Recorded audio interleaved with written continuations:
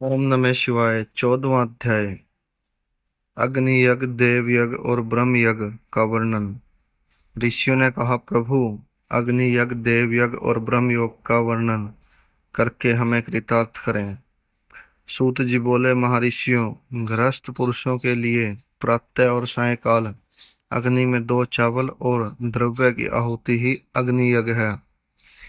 ब्रह्मचारी के लिए समिधा का देना ही अग्नि यज्ञ है, अर्थात अग्नि में सामग्री की आहुति देना उनके लिए अग्नि यज्ञ है। द्विजों का जब तक विवाह न हो जाए उनके लिए अग्नि में समिधा की आहुति, व्रत तथा जाप करने की ही अग्नि यज्ञ है। द्विजों, जिसने अग्नि को सर्जित कर उसे अपनी आत्मा में स्थापित कर लिया है, ऐसे वानप्रस्थियों और सन्यासियों के लिए यही अग्नि यज्ञ है कि वे समय पर हितकर और पवित्र अन्न का भोजन कर लें। ब्राह्मणों, सायंकाल अग्नि के लिए दी आहुति से संपत्ति की प्राप्ति होती है तथा प्रातःकाल सूर्य देव को दी आहुति से आयु की वृद्धि होती है। दिन में अग्निदेव सूर्य में हो प्रविष्ट होते हैं, अतः प्रातःकाल सूर्य को दी आहुति अग्नि यज्ञ के समान ही होती है। इंद्र आदि समस्त देवताओं को प्राप्त करने के उद्देश्य से जो आहुति अग्नि में दी जाती है वह देव यज्ञ कहलाती है।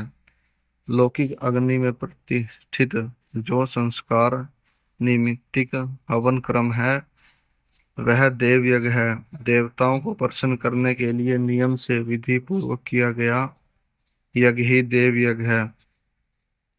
वेदों के नित्य अध्ययन और स्वाध्ययन को ब्रह्म यज्ञ कहते हैं। मनुष्य को देवता की तृप्ति के लिए प्रतिदिन ब्रह्म यज्ञ करना चाहिए।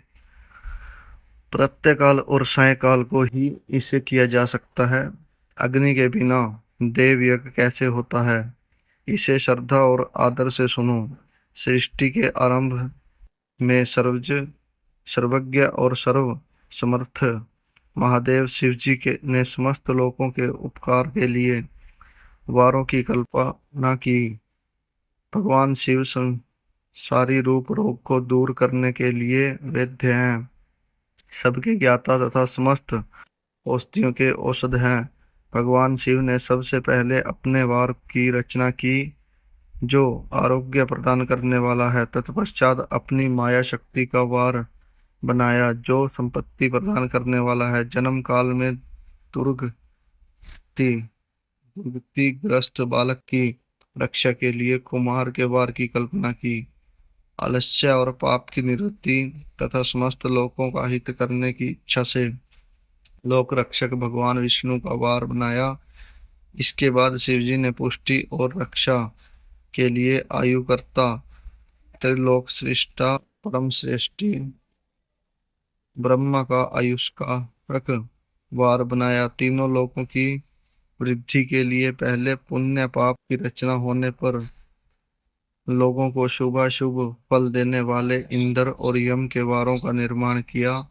ये वार भोग देने वाले तथा मृत्यु भय को दूर करने वाले हैं। इसके उपरांत भगवान शिव ने 7 ग्रहों को इन वारों का स्वामी निश्चित किया। ये सभी ग्रह नक्षत्र ज्योतिर्मय मंडल में प्रतिष्ठित हैं। शिव के वार के स्वामी सूर्य हैं। शक्ति संबंधी वार के स्वामी सोम, कुमार संबंधी वार के अधिपति मंगल, विष्णु वार के स्वामी बुध, ब्रह्मा जी के वार के स्वामी बृहस्पति, इंद्रदेव के स्वामी शुक्र व यमराज के स्वामी शनि हैं। अपने अपने वार में की गई देवताओं की पूजा सबके फलों को देने वाली है। सूर्य आरोग्य और चंद्रमा संपत्ति के दाता हैं। बुद्धि व्याधियों के निवारक तथा बुद्धि प्रदाता है। बृहस्पति आयु की वृद्धि करते हैं, शुक्र भोग देते हैं और शनि मृत्यु का निवारण करते हैं। इन 7 वारों के फल उनके देवताओं के पूजन से प्राप्त होते हैं। अन्य देवताओं की पूजा का फल भी भगवान शिव ही देते हैं। देवताओं की प्रसन्नता के लिए पूजा की 5 पद्धतियां हैं। पहले उन देवताओं के मंत्रों का जाप, दूसरा होम, तीसरा दान, चौथा तप तथा पांचवा वेदी पर प्रतिमा में अग्नि अथवा ब्राह्मण के शरीर में इष्ट देव की भावना करके 16 उपचारों से पूजा तथा आराधना करना। दोनों नेत्रों तथा मस्तक के रोग में और कुष्ठ रोग की शांति के लिए भगवान सूर्य की पूजा करके ब्राह्मणों को भोजन कराएं। इससे यदि प्रबल वध का निर्माण हो जाए तो जरा एवं रोग को नाश हो जाता है। इष्ट देव के नाम मंत्रों का जाप वार के अनुसार फल देते हैं। रविवार को सूर्य देव व अन्य देवताओं के लिए तथा अन्य ब्राह्मणों के लिए विशिष्ट वस्तु अर्पित करें। यह साधन विशिष्ट फल देने वाला होता है तथा इसके द्वारा पापों की शांति होती है। सोमवार को संपत्ति व लक्ष्मी की प्राप्ति के लिए लक्ष्मी की पूजा करें तथा पत्नी के साथ ब्राह्मणों को घी में पका अन्न भोजन कराएं। मंगलवार को रोगों की शांति के लिए की पूजा करें। उड़द, मूंग एवं अरहर की दाल से युक्त अन्न का भोजन ब्राह्मणों को कराएं। बुधवार को दधि युक्त अन्न से भगवान विष्णु का पूजन करें। ऐसा करने से पुत्र मित्र की प्राप्ति होती है। जो दीर्घायु होने की इच्छा रखते हैं वे बृहस्पतिवार को देवताओं का वस्त्र, यज्ञोपवीत तथा घी मिश्रित खीर से पूजा करते हैं।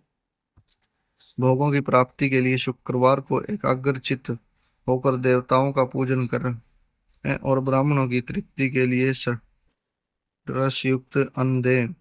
स्त्रियों की प्रसन्नता के लिए सुंदर वस्त्र का विधान करें। शनिवार अपमृत्यु का निवारण करने वाला है।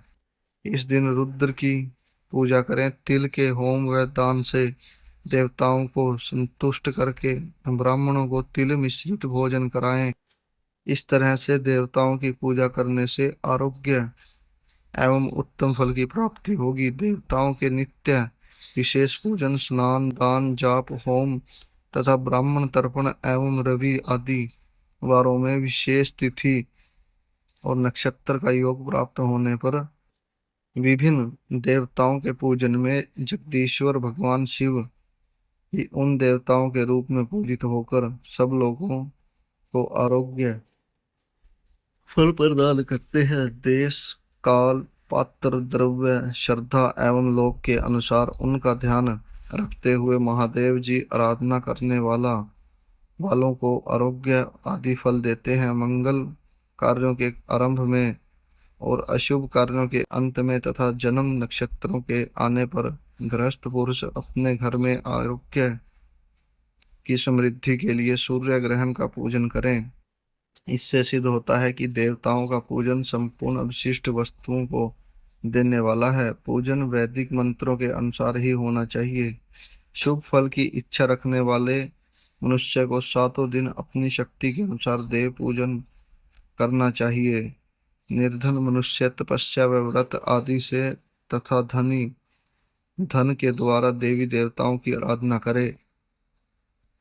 जो मनुष्य श्रद्धा पूर्वक इस तरह के धर्म का अनुष्ठान करता है वह पुण्य लोक में अनेक प्रकार के फल भोग कर पुण्य इस पृथ्वी पर जन्म ग्रहण करता है। धनवान पुरुष सदा भोग सिद्धि के लिए मार्ग में वृक्ष लगाकर लोगों के लिए छाया की व्यवस्था करते हैं और उनके लिए कुएं बावड़ी बनवाकर पानी की व्यवस्था करते हैं। वेद शास्त्रों की प्रतिष्ठा के लिए पाठशाला का निर्माण या अन्य किसी भी प्रकार से धर्म का संग्रह करते हैं और स्वर्ग लोक को प्राप्त होते हैं। समय अनुसार पुण्य कर्मों के परिपाक से अंतकरण शुद्ध होने पर ज्ञान की सिद्धि होती है। द्विजों इस अध्याय को जो सुनता, पढ़ता अथवा सुनने की व्यवस्था करता है उसे देव